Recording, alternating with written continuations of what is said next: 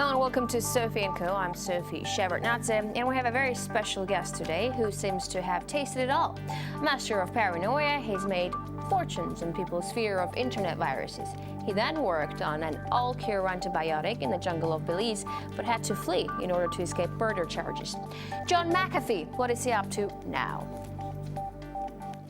He has tried drugs, guns, poverty, luxury, freedom, and jail. Has been on top of the world and on the run for his life. He speaks sense but acts nonsense. John McAfee, a madman or a wise man? Known for his antivirus software, who is he fighting now? Or has he found peace? Hi, John. It's very nice to have you on the program. So you've led a very unconventional life, right? You have drugs, millions, women, lawsuits, guns, fleeing the United States, living in a jungle, murder suspicions, then escape back to the U.S. What are you up to right now? Well, right now I'm working on a project to provide more security for the internet. Not just against hackers, but also against what everyone knows is government spying against the American citizens. It is natural, I think, for governments to want to spy on their populations in some circumstances, but it's also natural, I think, for people to want their privacy. So I'm working on a product which will ensure that privacy for American citizens. So do you still have troubles with the law in the United States, which is what you initially fled from? No, I have no trouble with the law here in the U.S. I really didn't have trouble with the law in Belize. I left Belize because of an ongoing feud between myself and the government, which ended badly.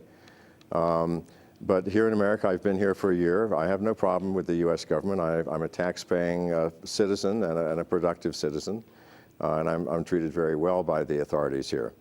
I'm working on a couple of movies, a couple of books, a biography is being written. That keeps me busy, and my own technical projects. So I keep very busy. I live in Portland, Oregon, very beautiful part of America.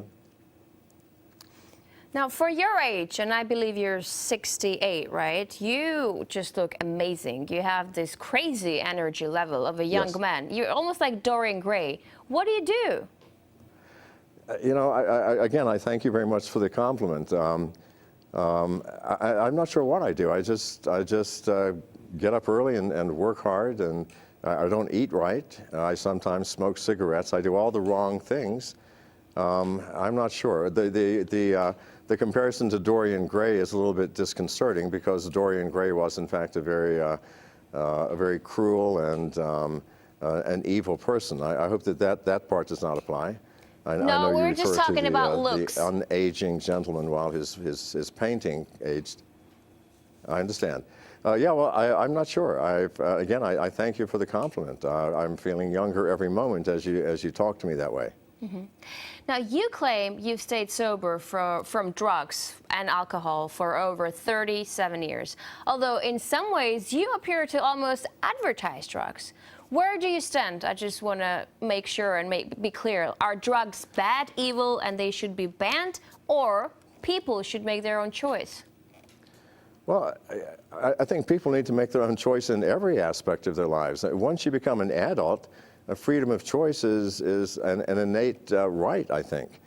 I have never advertised drugs. And in fact, I advise everyone, including my daughter and my close friends, not to take drugs under any circumstances. I did so in the past, a lot of drugs, actually, and so I do have experience, very negative experience from drug use. But people should be allowed to make their own choice. I'm not trying to advertise drugs. I'm not trying to get people, other than my close friends and relatives, to not do drugs. It's your personal choice. Your choices in life will come back to you, and you will learn yourself what is right and wrong for you. The Silk Road was busted. It's the online black market. What do you make of that? Well, that was shut down. You can't stop these things. There's always been a black market. an underground black market for anything. You know, people can buy illegal guns. Drugs are really black market items. You know, human trafficking. This has existed since the beginning of man, and now that we have the electronic age, you cannot expect that that will not also occur in the internet, in the electronic world. The fact that it was shut down was a mistake on the part of the founder, but trust me, someone will come up with the equivalent that simply can't be shut down. Mm-hmm. Talking about electronic age, technology, in your opinion, does it empower or enslave you? Well, it does both. And again, there's where you have freedom of choice. Technology has given us the smartphone, which will allow us to communicate across the world, sometimes looking at the person's face while we're speaking. It allows us to access information, powerful information, while we're traveling on trains or buses or sitting in a restaurant or at our office. At the same time, it can enslave, and if you look around you, you will see those who are enslaved. You can walk into many restaurants at lunchtime and look at the people. Over half of them are not looking at their partner or the person they're sitting across the table from. They're looking down at their smartphone and texting. Sometimes everybody is doing that. That seems like slavery to me, where you are enslaved to the device to the point that you completely block out human presence. And I think that's a very bad sign. We need to use technology for what technology is intended for. Automobiles to get us places faster, telephones so that we don't have to run across town to talk to somebody. But when they become our masters, then we become the enslaved. I want to talk a bit about Decentral. It's a decentralized encrypted wireless network that you've been working on. I'm trying to figure out the motives behind. Are you worried about everyone being spied on, or are you making a political stand? Do you have a political stand? I have no political stance. I believe that it does not matter eventually what party is in power. You know, the political process goes on as it always will. Power corrupts. People in power tend to do what all people in power do. I don't have a political stance. I do have a stance as an individual and as a member of society. I do not want someone looking through my bedroom window, whether it's an impartial observer or not, whether they're going to prosecute me or not. I want some privacy to do the things that we as human beings need privacy for. And we're losing that. We're losing that to a great extent. And it's not just the NSA, by the way, that is spying on us. I mean, the NSA was the one that was first outed by Edward Snowden. But I can guarantee you that all other covert government agencies, of which there are more than 15, are doing the same thing. The CIA, the FBI, military intelligence. We know it's happening.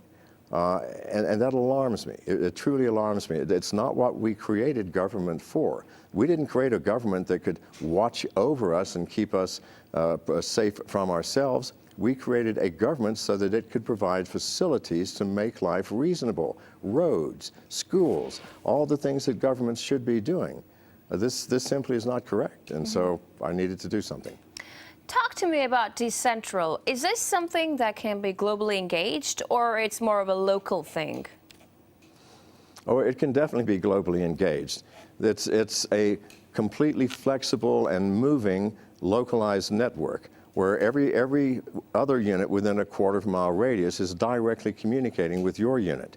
We have relays that can relay things across the city, the state, the country, or the entire planet. And it will not replace the internet, certainly not at first. It is an augment to the internet. It is a device without a screen. It's just an on-off switch. You drop it in your pocket. It communicates with your smartphone. So if you're on the internet with your smartphone, you can do whatever you're doing. If you want to send someone a private message, something to your sweetheart, and you wanted to say something juicy, or to your business associate talking about a plan that you do not want your competitors to know about, then you switch to the private network, which is ours. And everything is absolutely secure. Number one, if you intercept a packet, it has no names attached to it or location either. There's no way to tell who is sending what to whom. And it is all encrypted, using an encryption technique that the NSA nor any other agency was involved in. it simply cannot be seen, and if it can't be seen, then it can't be hacked. Mm-hmm. You know, Brazil is trying to create the BRICS cable. That's an internet system independent of the US and Britain, and that's to avoid NSA spying. Do you back that idea? Well, it won't fly. It won't fly for the long term, because any system that is completely disconnected from the internet will suffer from lack of totality. You cannot get a bridge from one network to another network, which provides the security that you need, because once you get into the internet, the big network, it's all gone. It's fair game again. I think that a governmental or a private entity which is not global will have a very difficult time flying. Mm-hmm. Have you ever suspected the NSA of spying on you personally? Well, that's an interesting question. To be frank with you, given my public exposure and my past life, I would be shocked if the NSA was not spying on me, nor the CIA, nor the FBI. I mean, think about it. If, you know, for example, 2 months of last year, I was on top of the press as a potential meth lab manufacturer, a possible murderer, someone involved with a foreign government. I'm back in the States. Can you imagine if someone said, by the way, what is McAfee doing? And they go, well, we're not watching him. That would be strange, wouldn't it? Or perhaps I really am paranoid. No, it would be strange indeed. Now let's take a short break, but we'll be back with technology pioneer John McAfee to discuss whether paranoia creates a good business opportunity and what software does McAfee use on his own computer. Stay with us.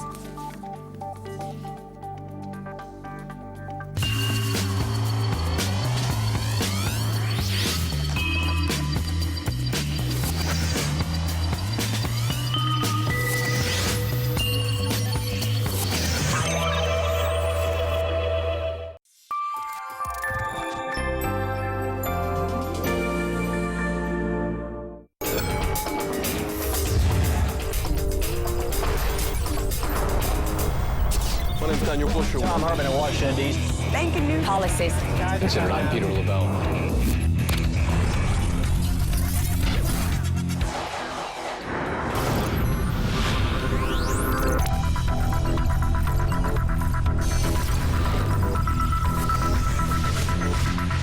A pleasure to have you with us here on RT today. I'm Rory Susha.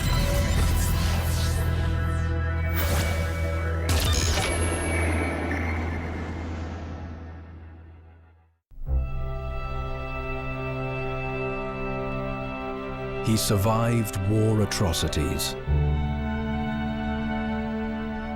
to make a vital decision. He has changed his life and the world around him by giving a home, hope, and love to so many children.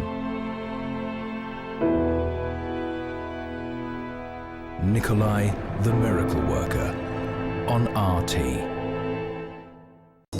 Millions around the globe struggle with hunger each day. What if someone offers a lifetime food supply, no charge? We in the church have taken a very strong position against GMO, and we think that these genetically modified products are a risk to health. There is no evidence that there's any problem with genetic engineering. Would you make a deal? Or is free cheese always in a mousetrap? I don't believe that that's for forever free. Their primary motive is profit, not for humanity, not for social justice. Golden Rice on RT. Does the media lead us or we lead the media? Privacy versus security. All right, your party, where's it going?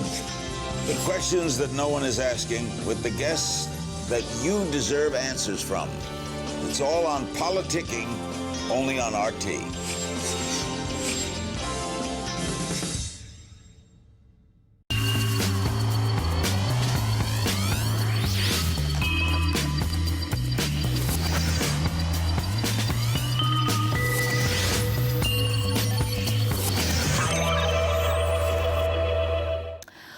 Welcome back. I'm talking to John McAfee, a legendary software developer. Great to have you back. Now, I heard you say that if you were Google and the government asked you for information, you'd hand it over, just like Google did. Why? It was in one of your interviews, actually. Yes, I mean, keep in mind, the government does not come and just politely ask you. It said, oh, gee, will you please hand over this information? The government comes with a series of very scary powers, auditors, or the potential for auditors, regulations and rules that could shut you down. I mean, if you were to absolutely say no to, like, the NSA, you know, and from Google's position at this early point in Google's life, it might mean the end. And when I said I said, given the same circumstances that Google was in, I would probably do the same thing. I'm not going to structure my system and my company in the same way that Google is. There will be overseas locations that I can continue operating if the U.S. government wants to shut me down. In my case, I would definitely send them away. Say no. This is the problem. We use the U.S. regulations and the U.S. system to create our businesses, and then we are in their hands, in their power. You would be crazy if you were Google not to give them the information. You know, from an observer's point of view, I can see American society increasingly unhappy with what's going on in their country and their government. Where do you stand? Well, you know, this is America, and I am an American. I was born and raised here, and I love my country. That does not mean that I love the political process or the political evolution. Obviously, we cannot be happy knowing that our every move could be watched by someone in the government. That's simply not acceptable, not in this country. And we look at the government excesses, the total waste of money. You know, $100 million for a piece of software like the Obamacare implementation that appears to be useless. And we're hardworking. You know, we work hard, we pay our taxes, and many of us as Americans, we are barely getting by, paying our rent, paying our mortgage, paying our food, supporting our kids, sending them to school. And we see this excess right in front of us, such waste. Who could be happy? Seriously. Mm-hmm. What operating system do you use on your computer? Well, I have a lot of computers. I use both Apple computers, Macs. I use every known brand and version of Windows. They're all the same to me, really. I mean, nothing is completely secure. Nothing is completely satisfactory. Whether you use Mac or Windows, there's always something that people are complaining about, and that's just the nature of life. I'm leaning toward Macs these days just because, you know, I'm getting older, and I don't want to continue to learn the new versions of Windows that are coming out. So, but that's just my personal preference, and both are equal. You know, Richard Stallman, that we spoke to not long ago, calls Apple and Microsoft software malware. I know that you've sold McAfee antivirus like 15 years ago, but it is a pretty annoying thing. Like, it keeps popping up on my computer all the time. Could it be used for spying, do you think, or is it used for spying? Of course, any piece of software can be used for spying. You have no idea how simple it is for a programmer to put a backdoor into a system. A backdoor is, to explain it simply, is a way for the programmer or for anybody that has the special code to log on to the software and take control. This happens all the time. In fact, there are applications that you can buy for a multiple variety of operating systems called keystroke loggers that will watch every keystroke that a user logs and then send that information to any address that you like. With that information, you could get a person's passwords. You can log into their email, read their email. You can turn on the camera on their laptop if the case is open and see what's happening in the room. And if it's closed, you can turn on the microphone and listen to what's happening. This is trivial. People don't understand how widespread this is. For example, if you use the Bank of America application on an Android phone, you have to click yes to agree to the terms. Well, terms go on for pages and pages. Nobody reads them. I do sometimes. If you read the terms, it gives the Bank of America the right to turn on the camera on your phone anytime that it wishes, and you've given them global permission so they don't have to notify you. Well, I know why they do it. I mean, if you empty your bank account and then say, it wasn't me, someone stole my phone, they'll go, well, look, it certainly looks like you. But still, it's scary. If they can do it, anybody can do it. We have become lax in our vigilance of what we do. We have allowed people like the NSA and Bank of America and probably thousands of others to look and hear what we're doing because we just don't pay attention. Oh my God, the Bank of America story is kind of crazy. Now, I know Kim.com is your personal hero. What is it that inspires you so much about him, or would you want to do something with him together? Well, you know, I'm not saying he's my personal hero. I'm saying he's merely one of the leaders in the industry that I admire, and you can't deny that he's a leader in the industry. He single-handedly got double-digit percentage of all the internet traffic. I mean, that's no mean feat. Now, we have demonized him because his site was used for, you know, file sharing of an illegal nature. But the telephone is used for illegal purposes all the time, and we don't take telephones away from people. We've become very, very paranoid in our relation to what we develop on the internet, much of it because of Hollywood and the music industry. I don't believe in that, and I think that Kim.com did a great thing in the software he had developed. And of course, every new development is going to be used by crooks and thieves. It's just the way the world works. Well, yeah, that was going to be actually my second question, because we talk about encryptions, and it can hide you from government's gaze, and that's great, but it also creates all sorts of ways to help criminals. Where is the middle ground? I don't think there is a middle ground. I think that you cannot preemptively restrict your freedoms because of the fear of how something might be used. Everything that has ever been developed has been used for a bad purpose. Baseball bats, which are fun for baseball players to hit balls, you know, they've also been used to beat people to death. I mean, we just cannot restrict ourselves because something might be used in the wrong way. And if you look at what the device is, I mean, privacy, good heavens, what is worth the price of losing your privacy? I can't think of anything. Mm-hmm. On a different note, John, I want to talk about the antibiotic that you've been working on in Belize. Is it distributed in the United States? Does it have any distribution at all? And moreover, who does it help? That product was abandoned when the Belizean government stormed my laboratory and destroyed $500,000 worth of property. At that point, I abandoned the jungle and went back to San Pedro Island. It was simply too dangerous for me to live in the interior any longer. Belize is a dangerous country, and if you look at statistics, it is the murder capital of the world based on murder rates per capita. I took a long look at my situation and realized that if I stayed and continued the research, I had a likelihood of meeting a bad end. So I abandoned it, went back to San Pedro, and that's one of the things perhaps I do regret doing. But I simply could not pursue it further.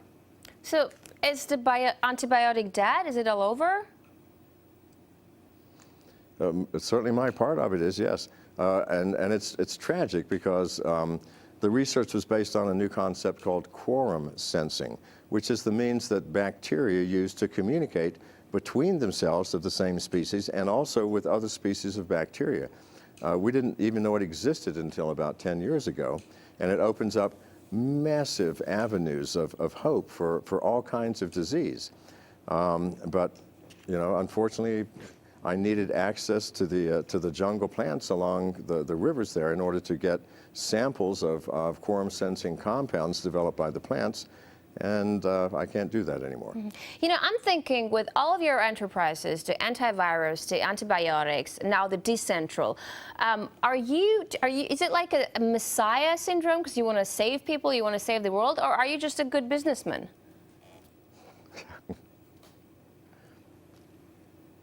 I hope I do not have a messiah complex. No, my interest really is not in saving the world. I think that's a vainglorious occupation. It simply, you don't really know what is right for the world. I am curious, and my curiosity is what drives me. I got into the computer virus field because when the concept first came up, I read about it the next day in the paper, and I thought, wow, that's fascinating, and started thinking about it and wrote a program to combat it. That became a business. The same thing when I started Tribal Voice. There was no instant messaging, and email was sort of tedious and time-consuming, so I thought there's got to be a better way, and came up with instant messaging. The same thing with all of my projects. I hear the concept, like the concept of quorum sensing. I go, wow, bacteria communicate with each other. How can that be used? Not that I'm against helping humanity. I certainly want to help humanity, but it's not what drives me. It really isn't. It's curiosity, just to be frank. Really shortly, because program is coming to an end, many would also argue that you're the master of paranoia and you've capitalized on it. Do you suffer from it, though? Well, you know, people called me paranoid when I was running from the Belizean government, but honestly, when you're hiding in the jungle and in ditches and people are trying to shoot you, is that paranoia? Well, maybe, but at least it's real.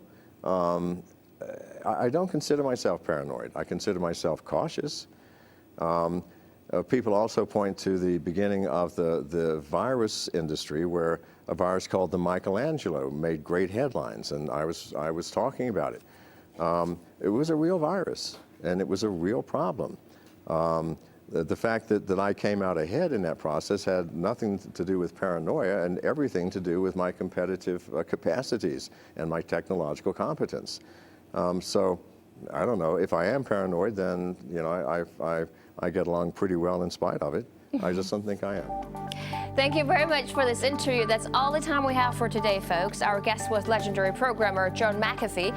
Thanks for watching, and tune in for the next edition of Sophie&Co.